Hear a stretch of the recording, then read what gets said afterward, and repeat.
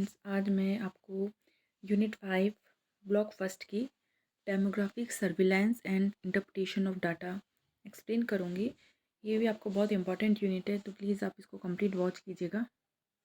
इसमें जो कंटेंट हम देखेंगे वो है introduction, objective, demography and vital statistics, sex ratio and it's social implication, sources of vital statistics.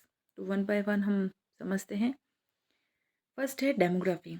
Demography का मीनिंग क्या है डेमोग्राफी का? तो डेमो और ग्राफो, ये टू वर्ड से मिलके बना हुआ है। डेमो का मतलब होता है पीपल और ग्राफो मीन्स टू राइट। ये जॉन ग्रंट ने दिया था।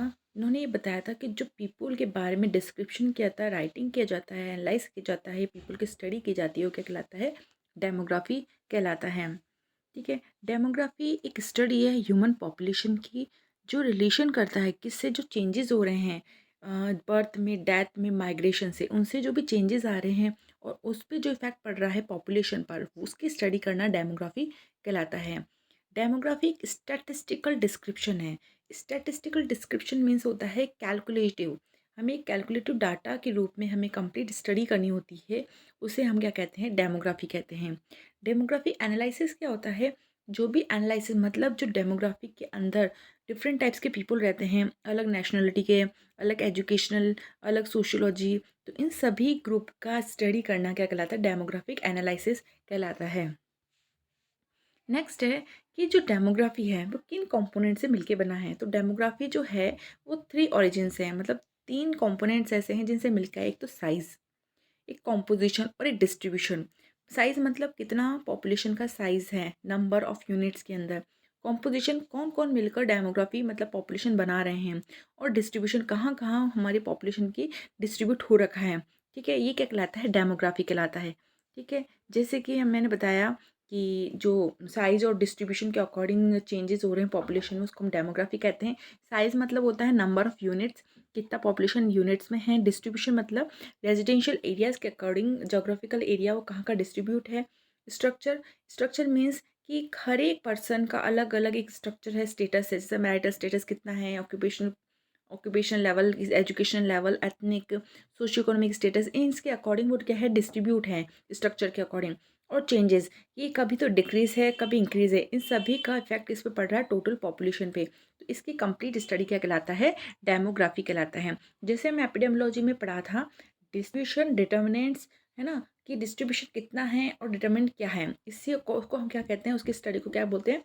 एपिडेमियोलॉजी कहते हैं। इसी तरीके से डेमोग्राफी को क्या कहते हैं? जो डिस्ट्रीब्यूशन है, स्ट्रक्चर है और साइज है, इन तीनों का जो स्टडी कर रहे हैं हम, कंप्लीट पॉपुलेशन की स्टडी कर रहे हैं, वो क्या कहलाता है? डेमोग्राफी कहलाता है। अब है main demographic cycle. Demographic cycle मतलब, डेमोग्राफी मतलब पॉपुलेशन के अंदर इंक्रीज और डिक्रीज, अलग अलग चेंजेस आते रहते हैं अकॉर्डिंग टू द इवेंट्स। तो इन चेंजेस को एक साइकिल के थ्रू बताया गया है, जिसमें 5 स्टेजेस होती हैं। First high stationary, early expanding, late expanding, low stationary and declining. ठीक है, जैसे कि डेमोग्राफिक साइकिल मैंने बताया था, हाई स्टेशनरी में बताया जाता है कि हाई बर्थ रेट और हाई डेथ रेट होता है। Early expanding unchanged birth rate, declining birth death rate, late expanding fall in birth rate, death rate further, low stationary low birth rate, low death rate, declining birth rate lower than death rate. इसको detail में हम समझते हैं। जो high stationary है, high stationary नाम से पता चल रहा है मतलब हाई, जो इसका हम जो कैलकुलेशन कर रहे हैं वो किसके अकॉर्डिंग कर रहे हैं? डेथ रेट और बर्थ रेट दोनों को रखते हैं साथ में, और उन दोनों का, इन दोनों का पॉपुलेशन पे क्या इफेक्ट पड़ता है। ठीक है, तो ये कंप्लीट क्या कहलाता है? High stationary. तो बर्थ रेट और डेथ रेट हाई स्टेशनरी में क्या हो रहा है? दोनों ही क्या हो रहे हैं? इंक्रीज हो रहे हैं, मतलब स्टेशनरी पोजिशन पे, मतलब दोनों ना, एक कोई ना कोई बढ़ रहा है ना कोई कम हो रहा है, तो दोनों एक सिमिलर स्टेज पे हैं। तो हाई हाई लेवल पे है लेकिन स्टेशनरी लेवल मतलब सिमिलर, मतलब एक एक इक्वल पॉइंट पर है। तो उसमें क्या है? हाई स्टेशनरी कहते हैं। ये यंग पॉपुलेशन जो कंटिन्यू बढ़ रही है उसके लिए बताया गया है। और जिसमें जो कर्व बन रहा है पिरामिडिकल शेप, वो पिरामिड शेप का बन रहा है। और ये हाई स्टेशनरी स्टेज कौन सी टाइम पे देखी गई है? जब इंडिया टिल 1920 के अंदर था। ठीक है, 21 के अंदर एक स्टेज आई थी डिक्लाइनिंग, जिसमें जो सेकेंड स्टेज आई थी। ठीक है, 1920 तक हाई स्टेशनरी तक था हमारा कंट्री।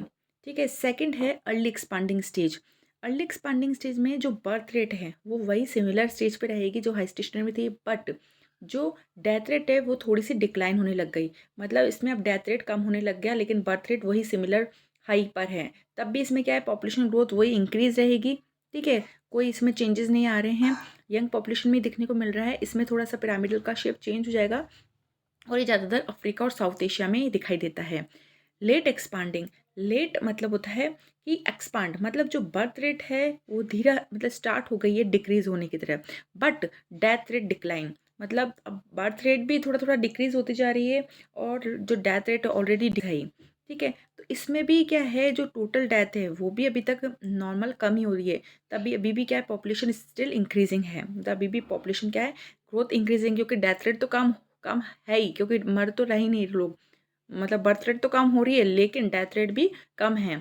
इस वजह से पॉपुलेशन रेट भी है अभी तक इंक्रीज ही है। तो ये भी यंग पॉपुलेशन में है और उसमें जो पिरामिड शेप थोड़ा ग्लोबुलर में हो जाता है और ये मेनली इंडिया में देखा जाता है, इंडिया, चाइना और सिंगापुर। तो ये आपका एक ऑब्जेक्टिव टाइप क्वेश्चन में एक क्वेश्चन बनता है कि आपके इंडिया में कौन सा स्टेज डेमोग्राफिक साइकिल का दिखाई देता है, तो आपको याद रखना है लेट एक्सपेंडिंग।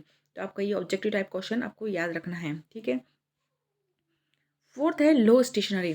लो स्टेशनरी मीन्स जो बर्थ रेट है और डेथ रेट नाउ बोथ लो। अब इसमें क्या होगा, दोनों ही कंडीशन अब धीरे धीरे धीरे लो हो रही है, दोनों ही कंडीशन, बर्थ रेट भी कम हो गई और डेथ रेट भी कम हो गई है। तो इसी वजह से दिखाई देता है कि जो पॉपुलेशन ग्रोथ कहीं नहीं दिखा, मतलब एकदम न्यूट्रल पोजीशन पे आ गई, ना इंक्रीज हो रही है ना डिक्रीज हो रही है, एक सिमिलर स्टेज पे पहुंच रही है कि कंटिन्यू वो एक ही पॉइंट पे कंटिन्यू दिखाई देगी। ठीक है, इसमें जो पिरामिड का शेप है सिलेंड्रिकल दिखाई देता है और ये ज़्यादातर ऑस्ट्रिया 1985 में देखा गया था, बेल्जियम, स्वीडन, यूके, कनाडा में ये स्टेशनरी लो स्टेशनरी स्टेज को देखा गया। ठीक है, लास्ट है डिक्लाइनिंग। इसमें birth rate declines further such that number of birth are now less than total death. अब क्या हो गया, बर्थ रेट बहुत कम होती जा रही है, बहुत कम हो गई है। डेथ रेट तो कम है ही लेकिन बर्थ रेट बहुत कम हो गई है। तो बर्थ रेट बहुत कम होने की वजह से क्या हो गया है, पॉपुलेशन बहुत कम हो गई है। ठीक है, डिक्लाइन हो गई पॉपुलेशन। तो ये किस में देखा गया है, एज्ड पॉपुलेशन, जो एज पॉपुलेशन उधर देखा गया है। ठीक है, जर्मनी, इटली, स्पेन, पोर्चुगल ये इसके एग्जाम्पल हैं। ठीक है, तो जो पॉपुलेशन के ग्रोथ पे जो ज़्यादा इफेक्ट पड़ता है वो किस में पड़ता है, डिक्लाइनिंग स्टेज में, जहाँ पर पॉपुलेशन ग्रोथ एकदम डिक्रीज हुई है। इस तरीके से ये आपका स्टेज है डेमोग्राफिक साइकिल का। ये आपको कर्व और जो अब मैंने आपको ऊपर बताया है, थोड़ा सा आपको डिफरेंस के रूप में बताया गया है कि किस तरीके से कम हो रहा है, ज़्यादा हो रहा है। ठीक है, बर्थ रेट और डेथ रेट पहले फर्स्ट में बिल्कुल इक्वल था, फिर डेथ रेट कम होती जा रही है, फिर थोड़ा और कम हो गई, फिर दोनों न्यूट्रल हो चुका है, फिर दोनों बिल्कुल डिक्रीज हो गई है। और क्या कर्व पे क्या पिरामिडिकल हुआ है, लूजिंग पिरामिडल हुआ, ग्लोबुलर शेप में हुआ, सिलेंड्रिकल हुआ, फिर सिलेंड्रिकल ने क्या लूज कर दिया। इस तरीके से ये डिफरेंस बताया गया है जो कि ऑलरेडी मैंने आपको एक्सप्लेन कर दिया है। नेक्स्ट है वाइटल स्टैटिस्टिक्स। वाइटल स्टैटिस्टिक्स क्या होते हैं, वाइटल, वाइटल मतलब ऐसे इवेंट्स वाइटल जो कि बहुत ज़रूरी होते हैं पॉपुलेशन के लिए, जैसे कि बर्थ है, डेथ है, मैरिज है, डाइवोर्स है, माइग्रेशन है, ये सब क्या है, वाइटल चीज़ें हैं, वाइटल इवेंट्स हैं। इनका स्टैटिस्टिक्स करना मतलब इनका एनालाइज करना, इनका कलेक्शन करना, इनका स्टैटिस्टिकल रूप में डाटास को एनालाइज करके पता लगाना, तो ये सब चीज़ें क्या कहलाती है, वाइटल स्टैटिस्टिक्स कहलाती हैं। ठीक है, एक कलेक्टिंग करना इन्फॉर्मेशन को बाय सिविल रजिस्ट्रेशन के थ्रू। ठीक है, इन सबको कलेक्ट करके हमें क्या करना है, इनका एनालाइज करेंगे, इवैल्यूएटिंग करेंगे एंड प्रेजेंट करेंगे इन स्टैटिस्टिकल फॉर्म में, वो क्या कहलाता है, वाइटल स्टैटिस्टिक्स। इसके काफ़ी यूजेस होते हैं वाइटल स्टैटिस्टिक के, कि हमें पता लगाते हैं कम्युनिटी के अंदर कितना डेथ रेट बढ़ रहा है, इसकी वजह से क्या प्रॉब्लम हो रही है, कितना बर्थ रेट हो रहा है, फीटल डेथ रेट कितना हो रहा है, मोर्टेलिटी रेट कितना। इनकी वजह से हम क्या नेशनल हेल्थ प्रोग्राम्स जो बना रहे हैं उनको इम्प्लीमेंट करने में, इवैल्यूएट करने में बहुत आसानी होती है। ठीक है, और कोई भी डिजीज़ कंट्रोल फ्यूचर में हो रही है तो उसका कैसे कंट्रोल किया जा सकता है, इन सबको भी हम मेजर कर सकते हैं। ठीक है, elucidate the heredity nature of disease to plan and evaluate कर सकते हैं। प्राइमरी टूल है रिसर्च एक्टिविटी के लिए। ठीक है, हेल्थ स्टेटस जानने के लिए बहुत इवेंट, बहुत एक हेल्पफुल डिवाइस है। ठीक, कंपेयर कर सकते हैं हेल्थ स्टेटस को वन नेशन टू अदर, इधर वाइटल हेल्थ स्टेटिस्टिक्स इतना पाया जा रहा है तो उधर अपने बर्थ रेट यहाँ पे कंटिन्यू बढ़ रहा है तो वहाँ पे कितना है। इस अकॉर्डिंग हम हेल्थ स्टेटस का पता लगा सकते हैं वाइटल स्टैटिस्टिक्स के थ्रू। नेक्स्ट है कि वाइटल स्टैटिस्टिक्स क्यों जरूरी है। तो इसलिए ज़रूरी है क्योंकि एक तरीके का एक वाइटल इवेंट्स का एक कलेक्शन डाटा है, कलेक्टेड डाटा है जो स्टैटिस्टिकल फॉर्म में हम पॉपुलेशन में देखते हैं। इसके थ्रू हम क्या कर सकते हैं, प्रॉब्लम्स को ओरिएंटेट कर सकते हैं, ठीक है। इन्फॉर्मेशन को हमें ब्रीफली हमारे पास डाटा कलेक्ट रहता है, ठीक है। हमें कम्युनिटी के जो इलनेस है, लेवल ऑफ कम्युनिटी हेल्थ है, ठीक है, सॉल्यूशंस हैं, और जो भी हम प्लानिंग कर रहे हैं, जो भी हेल्थ प्रोग्राम्स बना रहे हैं, ठीक है, क्या एक्शन लेना है क्या नहीं लेना है, इन सभी के लिए बहुत रिक्वायर करता है वाइटल स्टैटिस्टिक्स। नेक्स्ट है सोर्सेज। अब जो वाइटल स्टैटिस्टिक्स मतलब कलेक्शन ऑफ डाटा, हम कलेक्ट कहाँ से करेंगे ताकि हमें क्या कर सके, हम उन स्टैटिस्टिक्स का डिस्क्रिप्शन कर सकते हैं। तो हम कलेक्शन कहाँ से करेंगे, कौन कौन से सोर्सेज है जहाँ से हमें वाइटल स्टैटिस्टिक्स मिल सकते हैं, वाइटल इवेंट्स का हम पता लगा सकते हैं। तो फर्स्ट है सेंसस। सेंसस क्या होता है, जनगणना जो कि हर 10 साल में होती है, ठीक है। उन सेंसस के दौरान क्या करते हैं, हम कंप्लीटली डाटा का कंप्लीट कलेक्शन करते हैं, उनका कंपाइल करते हैं, उनको एक जगह इकट्ठा करते हैं, फिर उनको पब्लिश करेंगे, ठीक है। देखेंगे कि कहाँ पे कितना इवेंट हुआ है, कैसे हुआ है, ठीक है। ये सब चीज़ें है ना सेंसस के थ्रू हम जो कलेक्शन कर रहे हैं डाटाज का, वो सेंसस के थ्रू कर रहे हैं। सेकेंड है registration of vital events. Registration मतलब ये होता है कि जो भी लीगली रजिस्टर्ड है, ठीक है, जो भी इवेंट्स जो लीगली रजिस्टर्ड है, जैसे कि बर्थ है, डेथ है, मैरिज, डाइवोर्स, अडॉप्शंस, ठीक है, रिकॉग्निशन, लीगल सेपरेशंस, ये सब जो वाइटल इवेंट्स हुए हैं, इनका कलेक्शन कहाँ होता है, लीगली रजिस्ट्रेशन में होता है। तो वहाँ से कलेक्शन भी हम रजिस्ट्रेशन से कर सकते हैं। ये एक सोर्स है सेकेंड। थर्ड सोर्स है सैम्पल रजिस्ट्रेशन सिस्टम से हम कलेक्शन करते हैं। तो सैम्पल रजिस्ट्रेशन सिस्टम क्या होता है, जो कंप्लीट हमारे पास कम्युनिटी सेंटर पे, हेल्थ सेंटर पे जो सैम्पल रजिस्ट्रेशन में जो उपस्थित होते हैं इवेंट्स, जो डेथ रेट, बर्थ है, ठीक है, डेथ कितनी हुई है, इन सब का कंप्लीट एक एक सर्वे के दौरान हमें क्या होता है, वहाँ पर हम लिखते हैं। इन्वेस्टिगेटर जो सुपरवाइज़र होते हैं वो कंप्लीट उसमें डाटास कलेक्ट करते हैं। तो वहाँ से भी हम क्या कर सकते हैं, उन इवेंट्स को कलेक्ट कर सकते हैं, ठीक है। फोर्थ है नोटिफिकेशन ऑफ डिजीज़। जो डिजीज़ की जो कंटिन्यू फ्लक्चुएट हो रही है, फ्रीक्वेंसी कितना है, तो ये भी क्या करता है, हमें बताता है, एक अर्ली वार्निंग देता है कि कितना अभी नई डिजीज़ आ रही है, आउटब्रेक्स हुआ है। इन सब का भी हम क्या कर सकते हैं कि हमें वहाँ से डाटा का कलेक्शन कर सकते हैं। नेक्स्ट हॉस्पिटल रिकॉर्ड, जो हॉस्पिटल के अंदर कंटिन्यू रिकॉर्ड होता है, पेशेंट का एडमिशन, डिस्चार्ज, क्या ट्रीटमेंट रहा, क्या उसकी प्रॉब्लम रही है, इन सब का भी कलेक्शन हम क्या कर सकते हैं, हॉस्पिटल के थ्रू कर सकते हैं। डिजीज़ रजिस्टर, जो पेशेंट का डिजीज़ है, ठीक है, कैसे पेशेंट का ड्यूरेशन रहा है, क्या उनका कंप्लीट इन्फॉर्मेशन उस डिजीज़ रजिस्टर में रहता है। वहाँ से हम क्या कर सकते हैं, पेशेंट कंप्लीट इन्फॉर्मेशन को कलेक्ट कर सकते हैं। कम्युनिटी के जो भी पेशेंट है, वहाँ इंडिविजुअल, उनकी कंप्लीट हिस्ट्री हम इससे डिजीज़ रजिस्टर से कलेक्ट कर सकते हैं। फिर आता है record linkage. Record linkage means मतलब सारे रिकॉर्ड्स जो अवेलेबल होते हैं, सारे इवेंट्स जो अवेलेबल होते हैं, जैसे बर्थ है, मैरिज है, डेथ, हॉस्पिटल एडमिशन, डिस्चार्ज, इन सब का जो रिकॉर्ड्स हैं, जो लिंक है एक दूसरे से, इन सब को भी कलेक्शन हम कहाँ कर सकते हैं, हॉस्पिटल रजिस्टर से कर सकते हैं।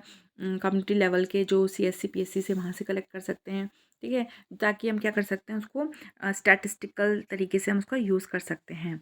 एपिडेमियोलॉजिकल सर्विलेंस के थ्रू, जो भी एपिडेमियोलॉजी के दौरान, जो सर्वे के दौरान हमने केसेस को क्या करा था, जो भी डाटास कलेक्ट किए थे, ठीक है, वो हम वाइटल इवेंट्स के लिए ले सकते हैं, ठीक है। अदर जो हेल्थ सर्विस रिकॉर्ड है, जैसे कि प्राइमरी हेल्थ सेंटर से, है ना, प्राइवेट प्रैक्टिशनर से, MCS सेंटर से, स्कूल हेल्थ रिकॉर्ड, ये सारे रिकॉर्ड्स क्या हमारे लिए बहुत हेल्पफुल है वाइटल स्टैटिस्टिक्स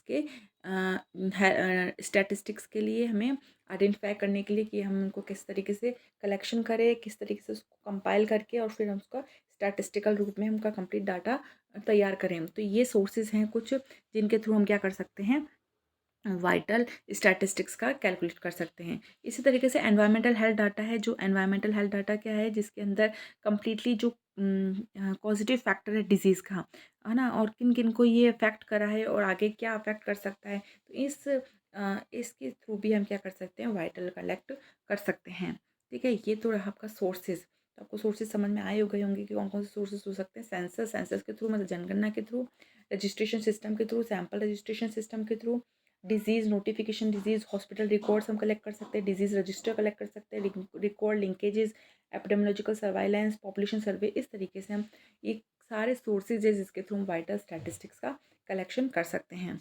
अब है sex ratio. What is sex ratio and why it is important. जो सेक्स रेशियो वो क्यों जरूरी है और ये अभी तक क्यों महत्वपूर्ण है, क्या है ये। तो जो नंबर ऑफ़ फीमेल है पर 1000 मेल्स में, कि स्पेसिफाइड टाइम पीरियड के अंदर, वो कहलाता है सेक्स रेशियो। सेक्स रेशियो एक बेसिक डेमोग्राफिक पैरामीटर्स हैं जो एक इंडिकेट करता है कि फ़ीमेल और मेल के अंदर कितना प्रपोर्शन है पॉपुलेशन के अंदर, वो ये बताता है सेक्स रेशियो। ठीक है, जो इंडिया के अंदर सेक्स रेशियो है, 2011 जो सेंसस हुआ था लास्ट, उसमें सेक्स रेशियो 943 पाया गया फीमेल में मेल्स की तुलना में। ठीक है, तो ये क्या कहलाता है सेक्स रेशियो इंडिया के अंदर। कौन कौन से ऐसे फैक्टर्स हैं जो कम डिक्लाइन कर रहे हैं इंडिया के अंदर सेक्स रेशियो को? तो फर्स्ट है सेक्स सिलेक्शन अबॉर्शन। जो फीमेल अगर अगर फीमेल फिटिसाइड के दौरान क्या हो रहा है, अगर फीमेल अगर बॉर्न है, बेबी है, तो उसको कंप्लीट उसको अबॉर्ट करवा दिया जाता है, नेगलेक्ट कर दिया जाता है। कल्चरल प्रेफरेंस किसको देता है, मेल चाइल्ड होगा तो अच्छा है कि हाँ ठीक है, नहीं तो फीमेल रहा तो उसको नेगलेक्ट कर दिया जाता है। फेलियर इन द इम्प्लीमेंटेशन, जो भी लॉज बनते हैं उनको इम्प्लीमेंटेशन प्रॉपर नहीं किया जाता है। तो इस तरीके से ये कुछ फैक्टर्स हैं जो डिक्लाइन कर रहे हैं सेक्स रेशियो को इंडिया के अंदर। ठीक है, नेक्स्ट है कि कुछ स्टेप्स कौन से ऐसे स्टेप लिए गए हैं ताकि वो डिक्लाइन हो सेक्स रेशियो इन इंडिया में। तो कुछ स्कीम्स बनाई गई है इंडियंस के थ्रू ताकि क्या हो, जितना हो सके जो सेक्स रेशियो हो वो डिक्लाइन ना हो। जैसे कि है बेटी बचाओ बेटी पढ़ाओ, सुकन्या समृद्धि स्कीम। ठीक है, Ministry of Women and Child Development, education affordable and accessible, gender sensitization campaign. इस तरीके से कुछ स्कीम्स चलाई गई है ताकि बच्चों को फीमेल और मेल में क्या हो, जो रेशियो कम हो रहा है वो इंक्रीज़ हो।